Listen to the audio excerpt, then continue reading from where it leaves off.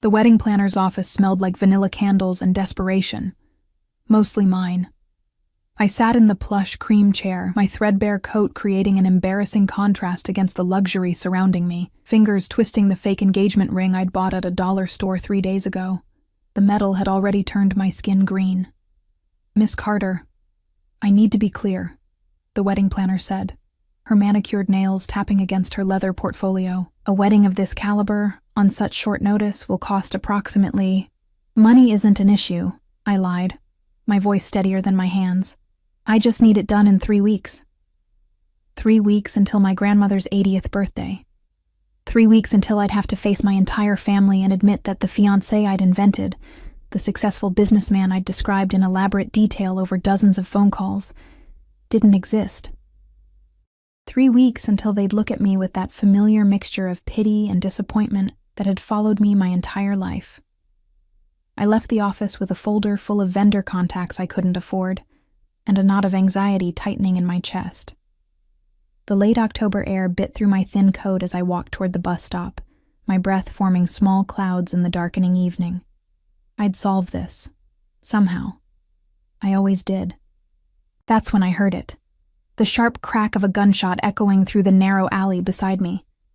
My body froze, every survival instinct screaming contradicting commands. Run. Hide. Don't move. The sound of scuffling followed, then a heavy thud. Before my rational mind could stop me, I was moving toward the sound, my phone already in my hand, fingers hovering over 911. I peered around the corner of the alley, and my breath caught. A man stood in the shadows, backlit by a single flickering streetlight. Even in silhouette, he radiated something that made my skin prickle. Power, danger, control. He wore a black suit that probably cost more than my entire year's rent, the fabric catching the dim light as he moved. 3 other men flanked him, all dressed similarly, all watching as a 4th man lay crumpled on the ground, clutching his leg and whimpering. "I hate repeating myself, Marco," the man in the center said, his voice smooth, almost gentle. That gentleness made it more terrifying. "Where's the money?" I should have left, should have turned around and pretended I'd seen nothing. But my stupid, clumsy body betrayed me. My foot caught on an overturned crate, sending it scraping across the concrete with a sound that seemed to echo like thunder. Every head turned toward me. The man in the center stepped forward, and the streetlight finally caught his face. Strong jaw, dark eyes that seemed to absorb all light rather than reflect it. A thin scar cutting through his left eyebrow. He was beautiful in the way a blade is beautiful. Sharp, dangerous, mesmerizing. "Well," he said, and I could hear the smile in his voice, even though his expression remained neutral. "What do we have here?" I'm sorry," I stammered, taking a step back. "I didn't see anything. I was just walking through an alley in this neighborhood at night." He moved closer, and I caught the scent of expensive cologne mixed with something darker. Gunpowder, maybe, or smoke. "Alone?" One of his men moved to intercept me, but the man in the center raised a hand, stopping him with just that small gesture. The immediate obedience sent a chill down my spine. "I'm just passing through," I said, hating how my voice shook. "I won't say anything to anyone, I promise." He studied me for a long moment, those dark eyes cataloging every detail, my cheap coat, my worn shoes, the folder clutched against my chest like a shield. Then his gaze dropped to my hand, to the fake ring that caught the streetlight, and probably looked even more pathetic in this moment. "You're engaged," he observed. "Yes," I said too quickly. "Very engaged. He's waiting for me, actually. Right now. Very close by." "Is he?" Something flickered across his face, amusement maybe. "And yet you're walking alone through one of the most dangerous neighborhoods in the city." I took a wrong turn, clearly. He moved closer still, and I could see now that his suit was perfectly tailored. Not a thread out of place despite whatever had just happened in this alley. "You saw something tonight. That makes you a liability." My heart hammered against my ribs. "I didn't see anything. I don't even know who you are." "No?" He tilted his head slightly. "You don't recognize me?" I shook my head, genuinely confused. For the first time, he smiled. It didn't reach his eyes. "Good. Let's keep it that way." He turned to one of his men. Dante. Escort Miss... What's your name? Elena, I whispered, then immediately regretted giving it. Elena, he repeated, as if testing how it sounded. Escort Miss Carter home. Make sure she arrives safely. That's not necessary, I protested. But the man, Dante, was already moving toward a black SUV parked at the end of the alley, clearly expecting me to follow. I insist, the man in the center said, and there was steel beneath the courtesy. After all, your fiancé would never forgive me if something happened to you in this neighborhood. Consider it my wedding gift. The way he said it made my skin crawl and flush with heat simultaneously. He knew I was lying. I didn't know how, but he knew. Thank you, I managed, moving toward the SUV on shaking legs. I didn't look back as Dante opened the door for me, but I could feel those dark eyes watching until we pulled away. Only when we'd driven several blocks did I realize I was still clutching the wedding planner's folder, my knuckles white against the leather. Dante drove in silence, his eyes occasionally flicking to the rearview mirror to check on me. The SUV was pristine, all black leather and tinted windows. A rosary hung from the mirror, swaying with each turn. Where to? He asked, his voice gruff but not unkind. I gave him my address, a studio apartment in a building with broken elevators and questionable heating. The contrast between this vehicle and my destination would be laughable if I wasn't still shaking from adrenaline. When we pulled up outside my building, Dante handed me a card. Simple, black, with just a phone number embossed in silver. What's this? I asked. The boss said you might need it. The boss? The word felt strange in my mouth. I don't even know who he is. Dante's expression remained neutral, but something flickered in his eyes. Surprise, maybe, or respect. Keep it anyway. I took the card with trembling fingers and climbed out of the SUV. It didn't pull away until I was inside the building, the sound of its engine fading only after I'd climbed 3 flights of stairs to my apartment. Inside, I locked the door and leaned against it, my heart still racing. The card felt heavy in my pocket, like it carried more weight than simple cardstock should. I pulled it out, staring at the number. What kind of man hands out cards after holding someone at gunpoint in an alley? What kind of woman keeps that card instead of going straight to the police? The kind who was desperate enough to hire a fake fiancé, apparently. The thought came unbidden, ridiculous. But as I looked around my tiny apartment, at the stack of bills on my counter, and the wedding planner's folder with its impossible prices, the idea didn't seem quite as insane as it should have. He clearly had money. He'd seen through my lies immediately, which meant he understood deception, and something about the way he'd looked at me, studied me, suggested he might find the whole situation interesting. I laughed at myself, shaking my head. The stress was clearly making me delusional. You didn't hire a man you'd seen threatening someone in an alley to pretend to be your fiancé? That was insane. Dangerous. Potentially deadly. I set the card on my counter and tried to forget about it. 3 days later, after my grandmother called to ask about meeting my fiancé, after the wedding planner sent a deposit request I couldn't possibly pay, after I'd lain awake every night seeing those dark eyes in the shadows of my ceiling, I picked up the card. My hands shook as I dialed the number. It rang twice before a voice answered. Not him. Someone else. Cool and professional. State your business. I need to speak with the man who gave me this number, about a business proposition. A pause. Your name. Elena Carter. Another pause, longer this time. Hold. The silence stretched for nearly a minute before a different voice came on the line. His voice. Smooth and dark as aged whiskey. Miss Carter. I was wondering when you'd call. My breath caught. You were expecting me? A woman who lies to a wedding planner about a fiancé who doesn't exist, then stumbles into an alley she shouldn't have been in? Yes, Elena. I was expecting you. He said my name like he'd been practicing it, like he enjoyed the taste of it on his tongue. Now, what can I do for you? I closed my eyes, taking a breath that felt like jumping off a cliff. I need a husband. Temporarily. For 3 weeks. And I'm willing to pay whatever you ask. The silence that followed made my heart stop. Then, so softly I almost didn't hear it, he laughed. Not the cold, mirthless sound from the alley, but something genuine, surprised. "Is that so?" he said. "Well then, Miss Carter, I think we should discuss this proposition in person. Tomorrow, 8 p.m., Dante will pick you up." "Wait, I didn't—" "Wear something nice," he said. "And Elena? Don't be late.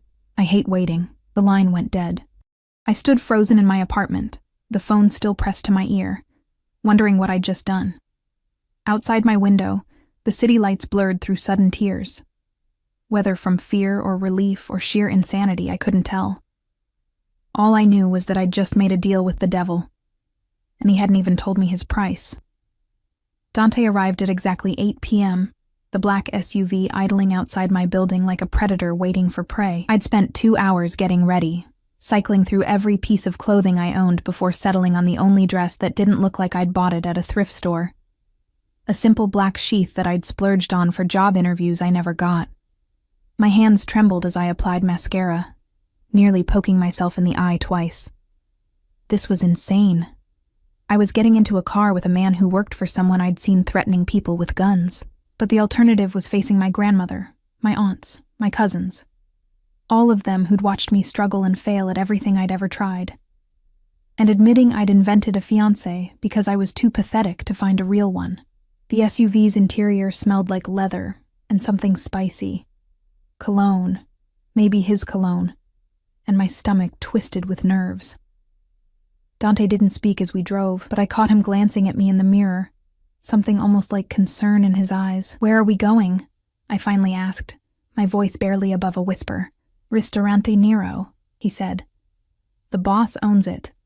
Of course he did. Of course a man who conducted business in alleys owned an Italian restaurant. Probably used it to launder money or whatever criminals did in movies. The restaurant sat in a part of the city I'd only seen in magazines, all old brick and ivy, with a discreet black awning and no sign. A valet appeared instantly as we pulled up, and Dante came around to open my door, offering his hand like I was someone who mattered. Inside, the restaurant was beautiful in a way that made my chest ache. Low lighting, exposed brick, tables spaced far enough apart for private conversations. A pianist played something soft and melancholy in the corner. The maitre d' took one look at Dante and led us through the dining room without a word, past curious glances from well-dressed diners to a private room in the back.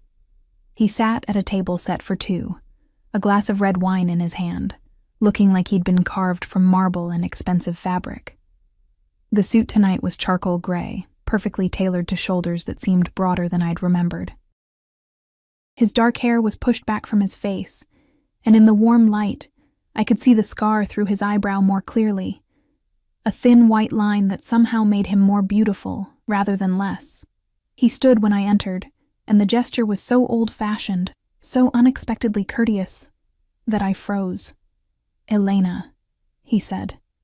And again, the way he said my name sent heat curling through my stomach. "You look lovely." "Thank you," I managed, letting Dante pull out my chair. The man, I still didn't know his name, dismissed Dante with a small nod, and suddenly we were alone, the door closing with a soft click that sounded terribly final. "Wine?" he asked, already pouring before I could answer. "It's a Barolo, 2015, one of my favorites."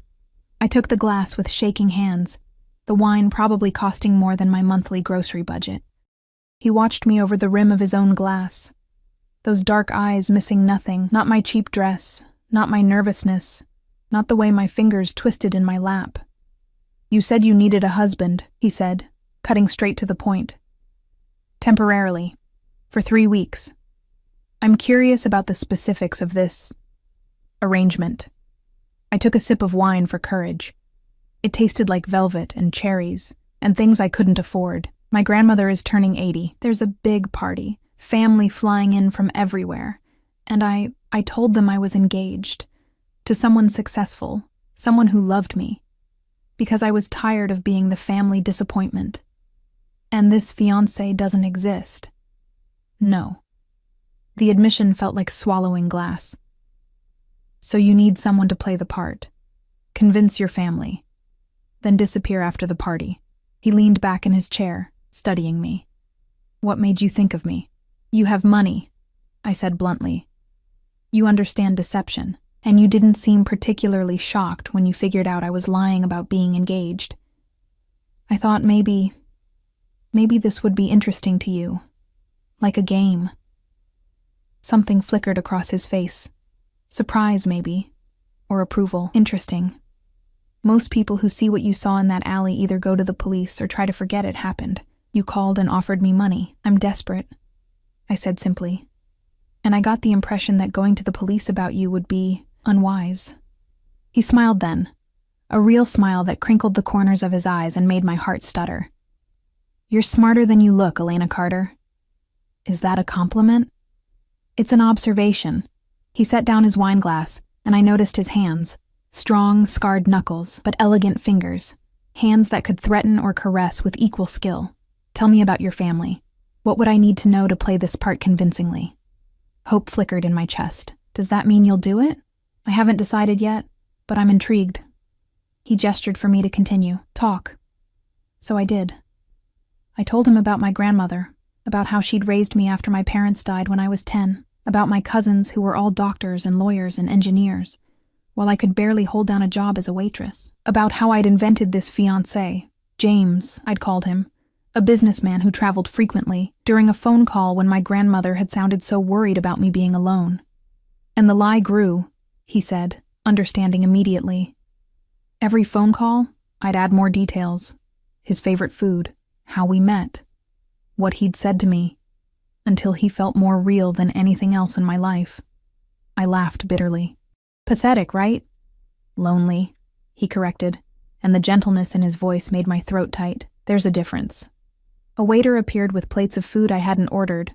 Fresh pasta with truffle oil, perfectly cooked seafood, vegetables that looked like art. The man waved the waiter away and pushed one plate toward me. Eat, he commanded softly. You're too thin. When was the last time you had a real meal? The question was too intimate, too knowing. I eat fine. You're lying again. He picked up his fork. I can always tell when you're lying, Elena. Your left eye twitches, just slightly. I touched my eye self-consciously, and he smiled. We ate in silence for a few minutes, and despite everything, the danger, the strangeness, the absolute insanity of this situation, the food was incredible. I couldn't remember the last time I'd tasted something so good. You still haven't told me your name, I said finally. He paused, his fork halfway to his mouth, then set it down carefully. No, I haven't. Why not? Because names have power, Elena. Once you know mine, truly know it, there's no going back from this. You become part of my world, whether you want to be or not. A chill ran down my spine. I just need you to pretend for 3 weeks. That's all. Then we go our separate ways. Is that what you think will happen? He leaned forward, and suddenly the space between us felt charged, electric. You think you can walk into my world, use me for your purposes, and then walk away unscathed? I'm paying you, I said, trying to sound brave. This is a business transaction, and what are you offering to pay me with, Elena? His voice dropped lower, more intimate. You can barely afford rent. The wedding planner's deposit alone would bankrupt you. So what currency are you offering? My cheeks flamed. I'll find the money. I'll work extra shifts. I don't want your money. He said it so simply, so finally, that I froze. Then what do you want? He was quiet for a long moment, studying me with an intensity that made me feel naked despite being fully clothed. 3 weeks, you said, as your husband. Fake husband. He picked up his wine again, swirling it thoughtfully. Here's my counteroffer. I'll play your devoted fiancé. I'll convince your family that I'm madly in love with you. I'll give you the wedding of your grandmother's dreams. And in return, you'll give me the same 3 weeks. I don't understand. You'll live as my wife, in my home, under my protection. You'll attend events with me, meet my associates. You'll play the part as convincingly as I'll play mine. Why? The word came out as a whisper. Why would you want that? His expression shifted, something dark and complicated passing behind his eyes. Let's just say I have my own reasons for needing a wife, temporarily. And you, Elena Carter, with your terrible lies and desperate eyes, walked into my life at precisely the right moment. That doesn't answer my question? No, he agreed. It doesn't, but it's all the answer you're getting tonight. He extended his hand across the table. Do we have a deal? I stared at his hand, at the scars on his knuckles, at the gold watch on his wrist that probably cost more than everything I owned combined. This was insane, dangerous. I knew nothing about this man except that he was violent, powerful, and looking at me like I was something precious he wanted to keep. But I was out of options, out of time, out of everything except desperation and the crushing weight of disappointing everyone who'd ever loved me. I took his hand. His fingers closed around mine, warm and strong. And I felt the moment like a door slamming shut, locking me into something I didn't understand. 3 weeks, I said. Then I'm free. His thumb traced across my knuckles, a touch so gentle it made me shiver. 3 weeks, he agreed. But the way he said it made it sound like a promise of something else entirely. My name is Dominic Salvatore. The name hit me like cold water. Even I, with my carefully maintained ignorance of the city's underworld, had heard of the Salvatores, the family that controlled half the city's ports, that had politicians in their pockets, that made people disappear without a trace. I'd just agreed to marry the most dangerous man in the city. Don't look so terrified, Dominic said, his voice almost amused. I won't hurt you, Elena. You're under my protection now. That means something. What does it mean? It means, he said, standing and offering me his hand again, that anyone who even thinks about harming you will answer to me. It means you'll want for nothing. It means for the next 3 weeks you're mine to protect, to provide for, to... He paused, something heated flashing in his eyes. To cherish, as a husband should. The way he said, cherish, made my mouth go dry. Come, he said, still holding out his hand. Dante will take you home. Tomorrow, pack your things, everything you want to keep. I'll send people to collect you at noon. Tomorrow? But I thought, the 3 weeks start now, Elena. Why waste time? His smile was dangerous, beautiful. Besides, you need to get used to living as Mrs. Salvatore. It takes practice to lie convincingly. Mrs. Salvatore. The words made my head spin. I let him lead me out of the restaurant, his hand warm against the small of my back, a touch that was simultaneously possessive and protective. Dante was already waiting with the SUV, but before I could get in, Dominic caught my wrist, pulling me back. One more thing, he said, his voice low enough that only I could hear. While you're under my roof, you follow my rules. You don't leave without security. You don't talk to strangers about our arrangement. And you don't lie to me again. About anything. Understood? The command in his voice should have made me angry. Instead, it sent heat pooling low in my stomach. Understood. Good girl. He released me, and I climbed into the SUV on shaking legs. As Dante pulled away, I looked back through the tinted window. Dominic stood in front of his restaurant, hands in his pockets, watching me leave with an expression I couldn't read. The streetlight cast shadows across his face, making him look like something from a dream, or a nightmare. What had I just agreed to? 3 weeks as the wife of a mafia boss. 3 weeks of lies built on lies. 3 weeks of being close to a man who made my pulse race with fear and something else I didn't want to name. I touched my wrist where he'd grabbed me, feeling the ghost of his fingers like a brand. Tomorrow, my life would change. Tomorrow, I'd step into Dominic Salvatore's world, and somehow, I knew that 3 weeks wouldn't be enough time to escape it. The penthouse was obscene in its luxury. Floor-to-ceiling windows overlooked the city like Dominic owned every building, every street, every soul below. Marble floors caught the afternoon light, throwing prisms across furniture that belonged in museums. The living room alone was larger than my entire apartment building. I stood in the entryway with my 2 pathetic suitcases, feeling like a smudge on a pristine canvas.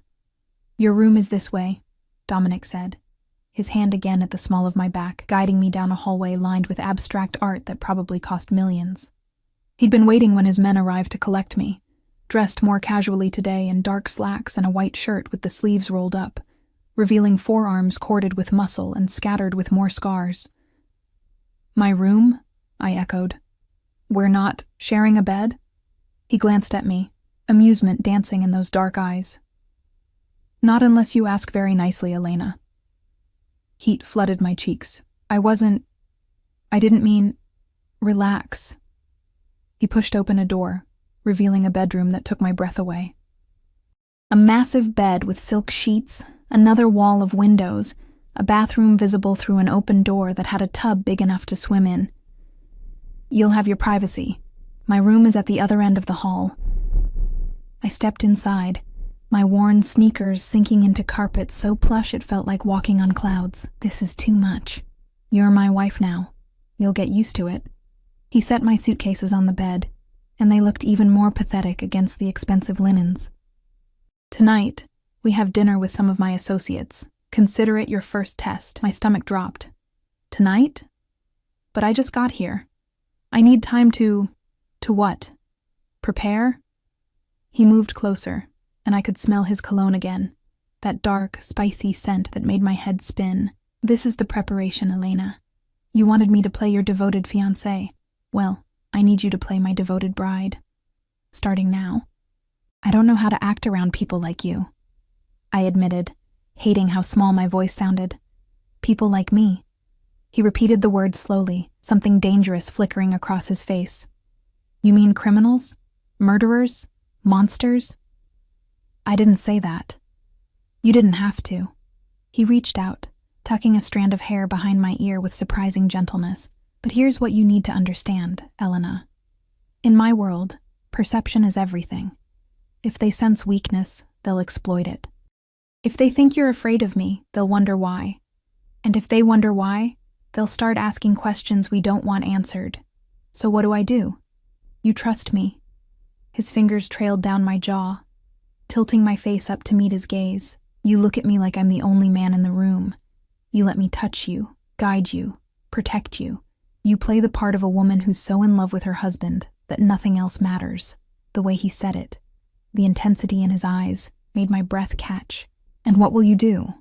"I'll make sure everyone believes it." His thumb brushed across my lower lip, and I shivered. "I'm very good at making people believe things, Elena." A knock on the door broke the moment. Dante entered, his expression carefully neutral. "Boss, the shipment from—" He stopped, glancing at me. "It's fine," Dominic said, not looking away from me. "She's family now. She hears everything." Family. The word sent a strange thrill through me. Dante nodded. "The shipment from Castellano arrived, but 3 crates are missing." Something cold settled over Dominic's features, his entire demeanor shifting in an instant. The man who'd been touching me gently became someone else, someone harder, more dangerous. Missing or stolen? We're not sure yet. Find out. The command was soft, deadly. "And Dante? When you do find out, bring whoever's responsible to me. Alive." Dante left, and the silence felt heavy. I watched Dominic, seeing the monster beneath the gentleman, and wondered which version was real. Maybe they both were. Maybe that was what made him so dangerous. "You're afraid now," he observed, turning back to me. "I can see it in your eyes. Should I be? Of me? No."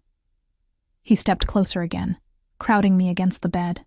"But you should be smart enough to remember what I am, Elena, what I'm capable of. The world I'm bringing you into isn't kind to innocence. Then why bring me into it at all?" For a moment, something vulnerable flickered across his face. "Because I'm a selfish bastard who saw something he wanted and took it." His hand cupped my cheek, thumb stroking across my skin. "And because you're stronger than you think. I saw it that night in the alley. You were terrified. But you didn't run, didn't scream. You stood there and lied to my face with a courage most men don't have. That wasn't courage. That was stupidity.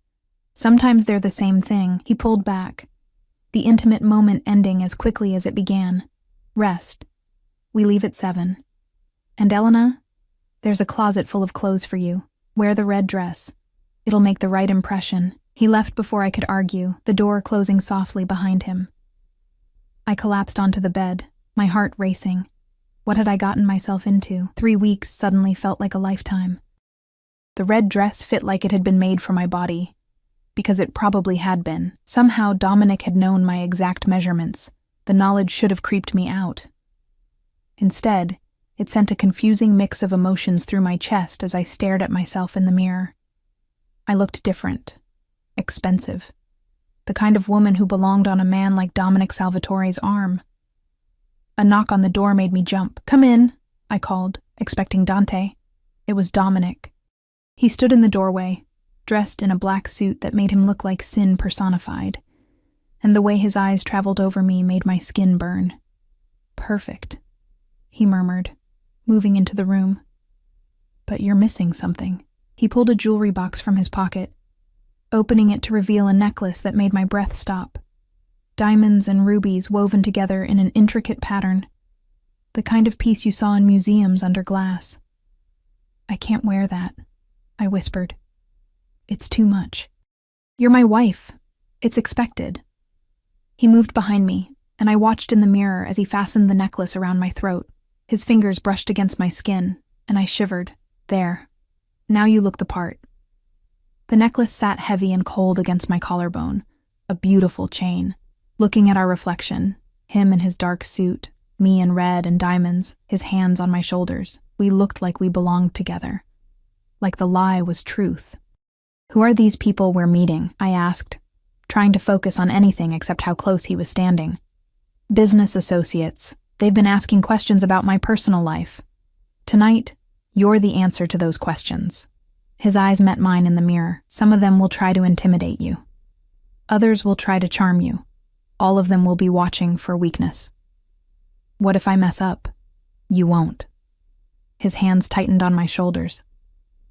"Because I'll be right beside you, always. Just remember, you're mine. Act like it." The possessiveness in his voice should have bothered me. Instead, it sent heat pooling low in my belly. The restaurant was different from Ristorante Nero. Older, darker, the kind of place where deals were made and secrets were kept. Dominic kept his hand on my lower back as we entered, and I felt eyes turning toward us, assessing, calculating. A table of 5 men stood as we approached. All of them wore expensive suits. All of them had the same dangerous edge as Dominic, but none of them had his presence. He commanded the room without saying a word.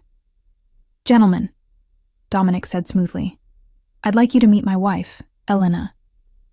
Wife, not fiancé. The change made my pulse quicken. Wife. One of the men, silver-haired with sharp eyes, smiled. "You move fast, Salvatore. We didn't even know you were engaged. When you know, you know." Dominic pulled out my chair, his hand lingering on my shoulder as I sat. "Elena's family is from the old country. We wanted to keep things traditional, private." The lie rolled off his tongue so smoothly I almost believed it myself. Dinner was a chess match played with words and wine. The men asked questions: where I was from, how we met, what I did. Dominic answered most of them, weaving a story so detailed and convincing that I started to wonder if he'd planned this long before I'd called him. "And what do you think of your husband's business?" The silver-haired man, Carmine I'd learned, asked me directly. The table went quiet. This was a test. I felt Dominic's hand find my thigh under the table, a gentle squeeze of encouragement. "I think," I said carefully, "that my husband is very good at what he does, and I trust him completely. Even though his business is complicated?" "All business is complicated, Mr. Carmine. My husband's is just more honest about it." Silence. Then Carmine laughed, a genuine sound that broke the tension. "She's got fire, Salvatore. I like her." Under the table, Dominic's hand squeezed my thigh again, higher this time, almost intimate. Pride radiated from him. The rest of dinner passed more easily, but I remained hyper-aware of Dominic beside me, how he touched me constantly. Small gestures of possession that felt increasingly natural, a hand on my back, fingers brushing my arm, his thigh pressed against mine under the table. When dessert arrived, one of the younger men, Marco, barely older than me with cruel eyes, leaned forward. "So, Elena, what's it like being married to the most dangerous man in the city? Doesn't it keep you up at night?" The question was meant to unsettle me. I saw it in his smirk, in the way the others watched for my reaction. Dominic's hand tightened on my thigh. A warning, but I didn't need protecting. "Actually," I said, meeting Marco's gaze steadily, "I sleep very well, because I know that anyone stupid enough to threaten me would have to answer to him. And I've seen what happens to people who cross my husband." The reference to the alley was subtle, but Dominic caught it. I felt him go still beside me. Marco's smirk faded. Is that a threat? It's an observation. I took a sip of wine, channeling every ounce of false confidence I'd ever possessed. My husband protects what's his. Completely, utterly. Without mercy. It's one of the things I love most about him. I turned to look at Dominic, and what I saw in his eyes made my breath catch. Heat. Pride. Something darker and more possessive that made my stomach flip. He leaned in, his lips brushing my ear as he whispered, "You're playing a dangerous game, Mrs. Salvatore." "I learned from the best," I whispered back. His hand slid higher on my thigh, and I bit back a gasp. The dinner ended soon after. As we left, Dominic's arm around my waist, Carmine pulled him aside. "She's good for you," I heard him say. "Real. Don't fuck it up." "I won't," Dominic replied, and the certainty in his voice sent shivers down my spine. In the car, the privacy partition rose, sealing us in darkness. Dominic pulled me across the seat, into his lap, and my heart hammered against my ribs. "That was incredible," he said, his hands framing my face. "You were perfect. Better than perfect. Do you know what you did in there? I just said what felt right. You claimed me." His thumb traced my lower lip. "In front of men who respect nothing but power, you claimed me as yours. Do you understand what that means?" I shook my head, unable to speak with him this close. "It means they believe us, completely. It means you're protected in ways you can't imagine. And it means," his voice dropped lower, rougher, "that I'm going to have a very hard time remembering this is supposed to be fake." His words hung in the air between us, heavy with implication. I could feel his heart beating beneath my palms, could see the way his pupils had dilated, could feel the tension in his body. "Dominic," I whispered, not sure if it was a warning or a plea. He closed his eyes, taking a shuddering breath.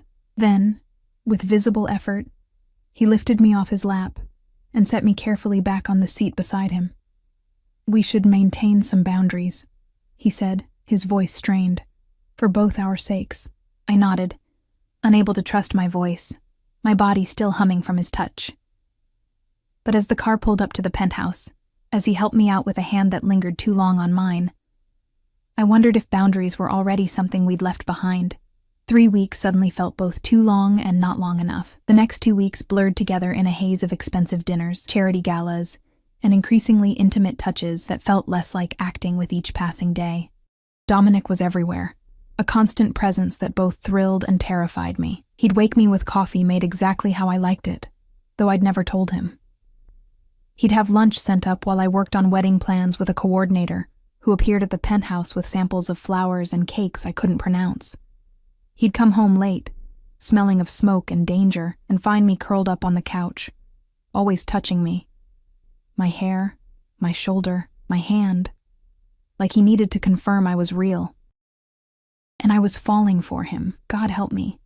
I was falling for a man who'd threatened someone with a gun, who made people disappear, who controlled half the city with violence and fear. But he was also the man who noticed when I couldn't sleep and sat with me in the dark, telling me stories about his childhood in Sicily, who bought out an entire bookstore when he caught me looking longingly at a novel I couldn't afford, who touched me like I was something precious, something worth protecting. The wedding was in 3 days. My grandmother would arrive tomorrow, along with my entire family. The lie was about to become very, very real. I stood at the penthouse windows, watching the city lights blur through tears I didn't want to acknowledge. Behind me, I heard the door open, Dominic's footsteps crossing the marble. "You're upset," he said, coming to stand behind me. Not touching, but close enough that I could feel his heat. "I'm fine." "You're lying." His reflection appeared in the glass beside mine. "Your left eye is twitching." Despite everything, I smiled. "You and that tell." "What's wrong, Elena?" His hands settled on my shoulders, thumbs rubbing gentle circles. "Talk to me." "This is all getting too real," I admitted. "My family arrives tomorrow. We're getting married in 3 days. And then what? It ends? We just go back to pretending we never knew each other?" His hands stilled. "Is that what you want?" "I don't know what I want anymore," I turned to face him, and the vulnerability in his eyes nearly undid me. You're not what I expected, Dominic. You're supposed to be this monster, this dangerous criminal, but you're... What? His voice was rough. What am I, Elena? Kind, I whispered. You're kind to me. And I don't know if it's real or part of the game we're playing, and I'm terrified because I'm starting not to care. Something shifted in his expression. Relief, maybe, or hunger. You want to know what's real? He cupped my face in his hands, tilting my head back to meet his gaze. This. The way I can't stop thinking about you. The way I come home earlier than I need to because I want to see you. The way I want to kill any man who looks at you too long. That's real, Elena. Too fucking real. My breath caught. Dominic. I wasn't supposed to care about you, he continued, his voice low and intense. You were supposed to be a means to an end. I needed a wife to convince some very dangerous people that I was settling down, becoming respectable. But then, you walked into that alley, scared and lying and so goddamn brave, and I couldn't stop myself. From what? From wanting you. His thumb traced my lower lip. From needing you. From planning ways to keep you here long after these 3 weeks are over. The confession hung between us, charged and dangerous. I should have been afraid. Should have pulled away. Instead, I found myself leaning closer. The wedding, I whispered. It's supposed to be fake. I know. But my grandmother will be there. My family. They'll think it's real. I know. And after the 3 weeks, don't. His forehead pressed against mine. Don't think about after. Not tonight. He was giving me an out, a chance to step back from this precipice we were both standing on. But I'd been standing at the edge for 2 weeks, and I was tired of being afraid. I kissed him. Or he kissed me. I wasn't sure who moved first, only that his mouth was on mine, and the world tilted sideways. He tasted like whiskey and darkness, and something addictive I'd been craving without knowing it. His hands tangled in my hair, tilting my head to deepen the kiss, and I melted against him, with a sound that was half gasp, half surrender. Elena, he groaned against my lips. If we do this, there's no going back. You understand that? I don't want to go back, I breathed. And it was the most honest thing I'd said since meeting him. He lifted me effortlessly, my legs wrapping around his waist as he carried me down the hallway. Not to my room, I realized, to his. The symbolism wasn't lost on either of us. His bedroom was dark, masculine, dominated by a massive bed I'd imagined more times than I wanted to admit. He laid me down on sheets that smelled like him, covering my body with his, and every touch, every kiss felt like a promise and a threat. I'm not a good man, he whispered against my throat. I've done terrible things, hurt people, killed people. You should run from me, Elena. I'm not running. My hands slid under his shirt, feeling the scars I'd wondered about, the muscles that tensed under my touch. I'm choosing you. Right now. This moment. I'm choosing you. Something broke in him at those words. The careful control he'd maintained shattered, and he claimed me with a possessive hunger that should have frightened me but instead made me feel cherished, wanted, protected. He learned my body like he learned everything else, with intense focus and devastating precision. Every touch calculated to make me gasp, every kiss designed to leave me breathless. And when he finally pushed inside me, filling me completely, his eyes never left mine. Mine, he growled, moving with a controlled power that made stars explode behind my eyes. Say it, Elena. Say you're mine. Yours, I gasped, nails digging into his shoulders. I'm yours, Dominic. Only yours. The words unlocked something primal in him. He made love to me like he did everything else, with complete dominance and surprising tenderness, pushing me higher and higher until I shattered in his arms, his name a prayer on my lips. After, wrapped in his arms with my head on his chest, listening to his heartbeat slow, I felt the walls I'd built around myself crumble completely. I love you, I whispered into the darkness, not expecting him to hear, not brave enough to say it louder. But his arms tightened around me, I know, he murmured against my hair. I've known for a while. And Elena? I love you too. More than I should. More than is safe for either of us. I tilted my head to look at him. What does that mean? It means, he said, his expression serious, that I'm keeping you. Not for 3 weeks. Not for show. Forever. And I'll burn down anyone who tries to take you from me. The declaration should have scared me. Instead, it felt like coming home. My grandmother arrived the next morning like a tiny, elegant hurricane. Maria Santos was 79, stood barely 5 feet tall, and had raised me with an iron will wrapped in unconditional love. She took one look at the penthouse, at Dominic standing beside me with his hand on my lower back, and her eyes went sharp with assessment. So? She said in Portuguese, which Dominic shouldn't have understood. This is the businessman you told me about. Yes, Vovô, I replied in the same language. This is Dominic. She studied him for a long moment, then switched to English. You love my granddaughter? Dominic didn't hesitate. More than my own life, Senora. Good. Because if you hurt her, I will find a way to hurt you back. I am old, but I know people. The threat was delivered with a sweet smile. To my shock, Dominic laughed. A genuine warm sound I'd rarely heard. I believe you would, Senora, and I respect that. Somehow that answer satisfied her. She pulled me into a hug that smelled like her lavender perfume and whispered in my ear, He looks at you like your grandfather looked at me. Like you are his whole world. Hold on to that, Mina Neta. The rest of my family arrived throughout the day. Cousins, aunts, uncles, all of them curious about this mysterious fiancé I'd kept secret. Dominic handled them all with the same charm he used on his associates, but I could see the difference. With them, he was genuine, warm. He asked my cousin about her medical practice, discussed architecture with my uncle, even played with my youngest nephew, letting the boy climb all over him without complaint. He's wonderful, my Aunt Maria whispered to me, watching Dominic laugh at something my cousin said. How did you find him? I wasn't looking, I admitted. He just appeared when I needed him most. It was more true than she knew. That night, after everyone had left, Dominic found me on the balcony. The wedding was tomorrow. In less than 24 hours, I'd be walking down an aisle toward a man who'd entered my life as a lie and become my truth. Nervous? He asked, handing me a glass of wine. Terrified, I admitted. What if someone figures out how this started? What if they realize... Elena, he turned me to face him. No one is going to realize anything except that I'm madly in love with my wife, because that's the truth. But the beginning doesn't matter. His hands framed my face. We chose each other. Maybe the circumstances were unusual, but the result is real. You're real.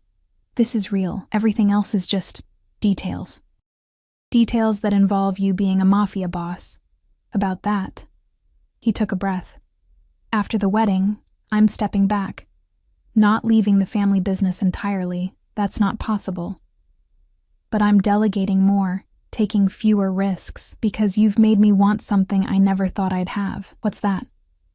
A future. His smile was soft, vulnerable. A life that doesn't end in violence. Maybe even... He paused, looking almost shy. Children. Someday. The image hit me hard, if you want that. Dominic with our child. The same tenderness I'd seen with my nephew, but magnified. I want that, I whispered. I want everything with you. He kissed me then, soft and sweet, a promise sealed with touch. But as I fell asleep in his arms that night, a part of me whispered that happiness this perfect couldn't last, that the danger Dominic lived with would eventually find us. I should have listened to that whisper. The morning of the wedding, I woke alone. A note on Dominic's pillow read, Tradition says I shouldn't see you until the ceremony, but know that I'm counting every second until you're officially mine. D. I smiled, pressing the note to my chest, then started getting ready. My grandmother helped, her gentle hands fixing my veil, her eyes bright with tears. You look just like your mother did on her wedding day, she whispered. She would be so proud of you, Minanera. The wedding was small, just family and a few of Dominic's associates, held in a private garden he'd rented out. White flowers everywhere, string lights turning the evening into magic.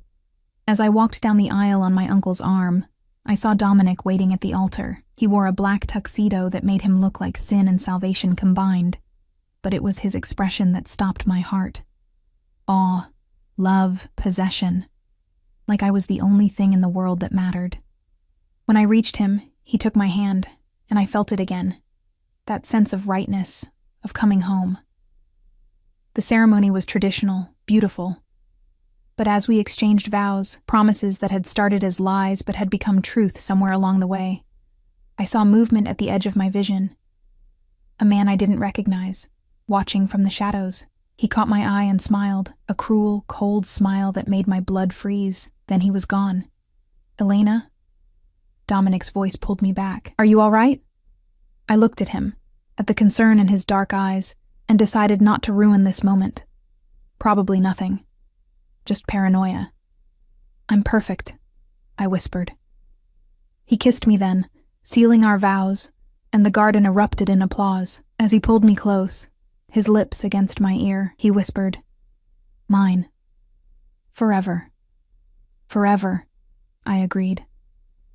But even as I smiled and celebrated, even as I danced with my new husband under the stars, I couldn't shake the memory of that stranger's Danger was smile. coming. I just didn't know it would arrive so soon. The threat came 3 days after the wedding. I was alone in the penthouse. Dominic had gone to a meeting he'd promised would be his last before stepping back, and Dante was stationed outside the door. My grandmother had flown home that morning, tearful and happy, convinced her granddaughter had found true love. She wasn't wrong, but she also didn't know the whole truth. I was reviewing thank you notes when my phone buzzed with a message from an unknown number. "Beautiful wedding, Mrs. Salvatore. Shame it won't last." Attached was a photo, me in my wedding dress, Dominic's hand on my waist, but it was taken from an angle that suggested the photographer had been hidden in the garden, watching, waiting. My hands shook as I called Dominic. He answered on the first ring. "Elena? What's wrong?" I got a text. A threat, I think. "There's a photo from the wedding. Don't touch anything else. I'm coming home. Now." His voice had gone cold, deadly. "Dante is outside your door. Don't let anyone else in. No one. Understand? Dominic, you're scaring me." "Good. Fear keeps you careful." A pause, then softer. "I'll be there in 10 minutes. I love you." The line went dead. Those 10 minutes felt like hours. I paced the living room, jumping at every sound, my mind racing through possibilities. Who would threaten me? Why? What did they want? When Dominic finally burst through the door, he wasn't alone. Carmine and 2 other men I'd met at various dinners followed him in, all of them armed. The sight of guns in our home made this nightmare suddenly, terrifyingly real. Dominic pulled me into his arms, his hands running over me like he was checking for injuries. "You're okay. You're okay." It sounded like he was reassuring himself more than me. "I'm fine. It was just a text. Show me." I handed him my phone. His expression went murderous as he read the message, studied the photo. "Marco," he said quietly, the name a death sentence. "The guy from dinner?" I remembered those cruel eyes, the way he'd tried to intimidate me. He's been pushing boundaries for months, questioning my decisions, challenging my authority. Dominic's jaw clenched, and now he's threatening what's mine. Carmine stepped forward. "He knows the rules, Dominic. Families are off limits. This is a declaration of war. Then we give him one." Dominic's voice was ice.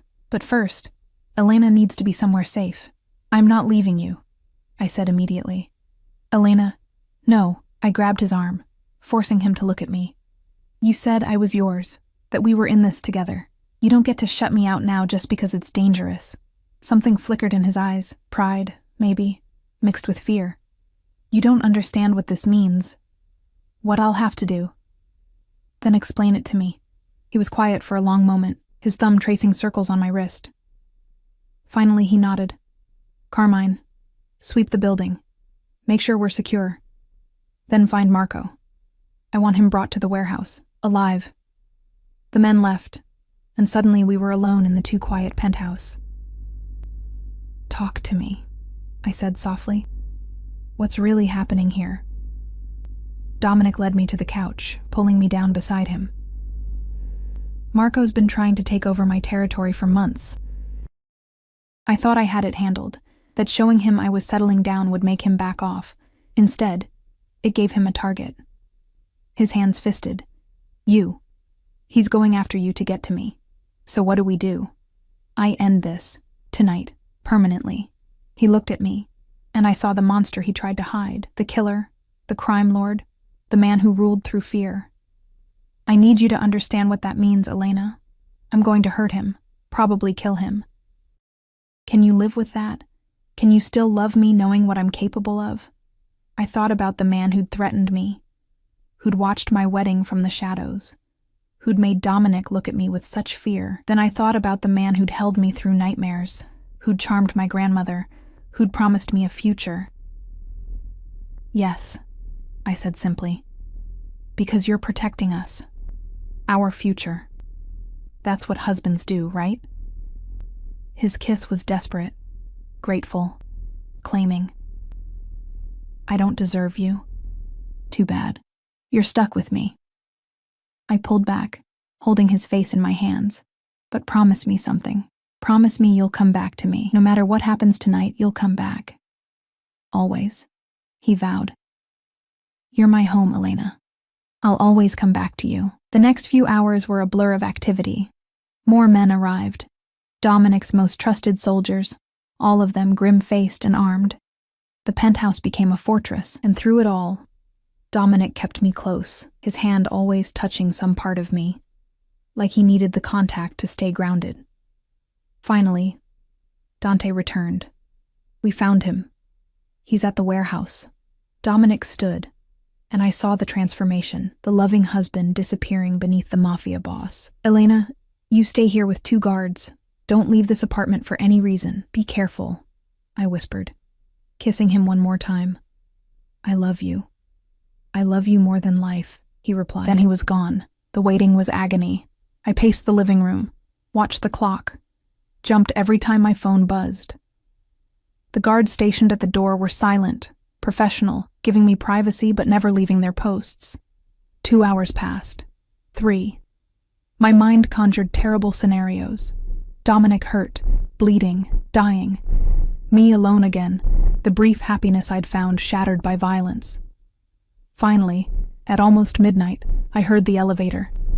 The door opened, and Dominic walked in. He was disheveled, his shirt stained with what looked like blood, his knuckles slit and bruised, but he was alive, whole, home. I ran to him, throwing myself into his arms, and he caught me, holding me so tight I could barely breathe. It's done, he said into my hair. It's over. Marco won't threaten anyone ever again. I didn't ask for details, didn't want to know exactly what had happened in that warehouse. Some things were better left in the darkness where they belonged. Are you hurt? I asked instead, pulling back to examine him. Not my blood, he said quietly. I'm fine. We're safe. He let me lead him to the bathroom, let me clean the blood from his hands with gentle touches. We didn't speak, but the silence was comfortable, intimate. This was part of loving him too. The aftermath, the vulnerability, the trust. When he was clean, I led him to bed. We held each other in the darkness, his heartbeat steady against my cheek. I've been thinking, he said softly, about what you said, about this all being too real. My heart clenched. Dominic, I want to make it legal, not the wedding. That was real enough. But I want to adopt your last name too, Salvatore Carter, or Carter Salvatore, whatever you want. I want everyone to know that you didn't just marry into my world. I married into yours too. Tears stung my eyes.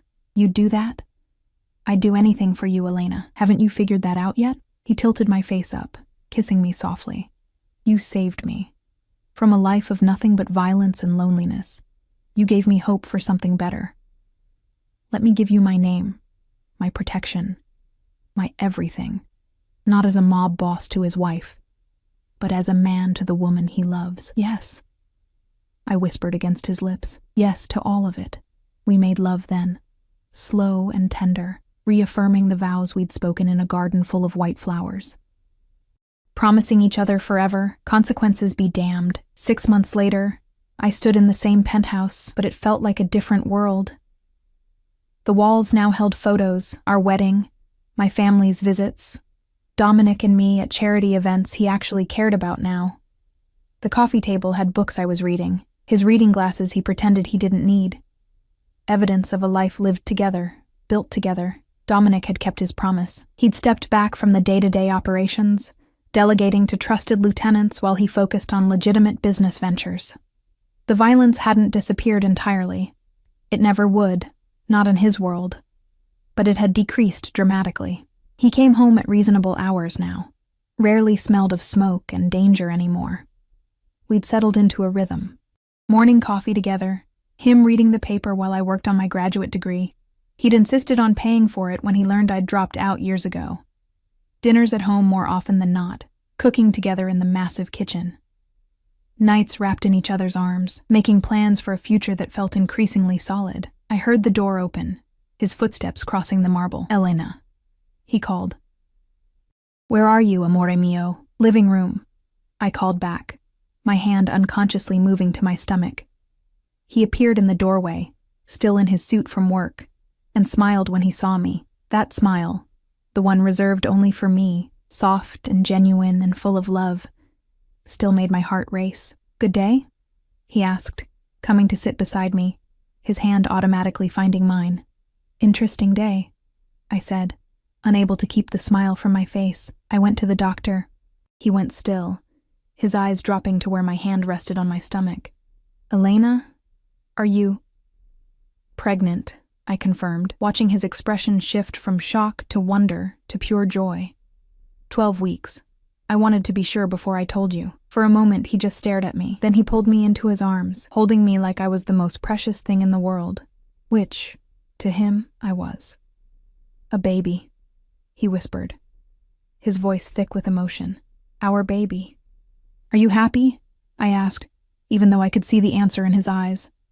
"Happy?" He laughed, the sound joyful and free. "Elena, you've given me everything. A home, a family, a reason to be better than I was. And now this?" He pressed his hand to my stomach, his expression odd. "I'm more than happy. I'm complete." I kissed him, tasting salt from tears I wasn't sure were his or mine. "I love you, Dominic Salvatore Carter, my fake husband who took the job way too seriously." He grinned, that dangerous, beautiful smile that had first captivated me in a dark alley. "Best decision I ever made. Well, that and not letting you go after those 3 weeks were up. The 3 weeks that were supposed to end this. The 3 weeks that started everything." He kissed me again, slower this time, deeper. "I told you that first night, Elena. Once you knew my name, there was no going back. You became part of my world, and you became part of mine," I countered. I think I got the better deal. We both did.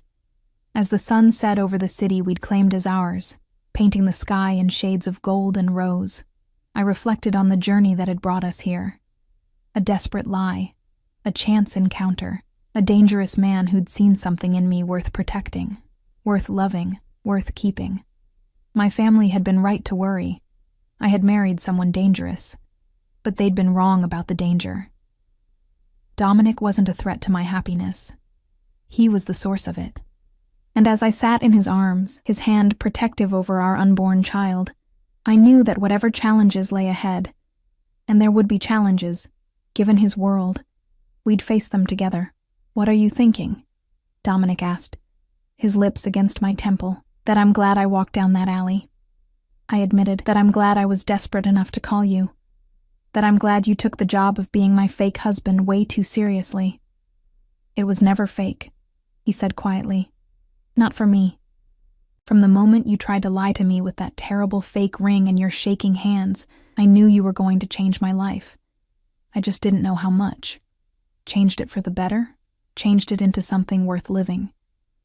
He turned me to face him, his dark eyes holding mine with an intensity that still made my breath catch. "You made me want to be more than what I was. You made me believe I could be more. That's not fake, Elena. That's the realest thing I've ever known." I kissed him, pouring every ounce of love I felt into that kiss. Behind us, the city sprawled out in a glittering display, full of danger and beauty and possibility. We'd started with a lie, but somewhere between a wedding that was supposed to be fake and vows that became real, between danger and protection, between fear and love, we'd built something true, something lasting, something ours. And as Dominic pulled me closer, whispering promises in Italian against my skin, talking about nurseries and baby names and a future filled with light instead of darkness, I knew that this life we'd built from desperation and lies, was the most honest thing either of us had ever done. I'd paid the Mafia Boss to be my fake husband. He'd taken the job too seriously, and thank God he had. Because this, his arms around me, our child growing inside me, a future stretching before us full of possibility, this was everything I'd never dared to dream of. This was home. This was love. This was real.